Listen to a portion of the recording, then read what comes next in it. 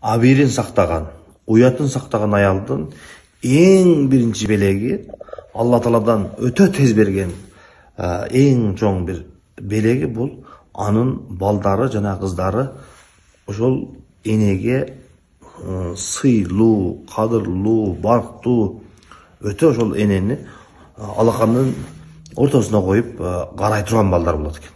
Ошондой эле абийирин сактабай, уятын сактабай жүргөн аялдын эң биринчи жазасы бул анын кыздары дагы, балдары дагы аны сыйлабастан, аны кадырлабастан, аны өз ордуна койбостон ага ак болуп кетишет экен. Мариям энебизди караңыздар, абийирини сактап, Алла Тааланын айтканын кылып, Иса пайгамбарды төрөдү. Алла Таала өмүр бою, кыямат күнгө чейин Кур'ан-ы Керимде алардын атына калтырды, алардын үй бүлөсүнөн сабактарды калтырды бизге.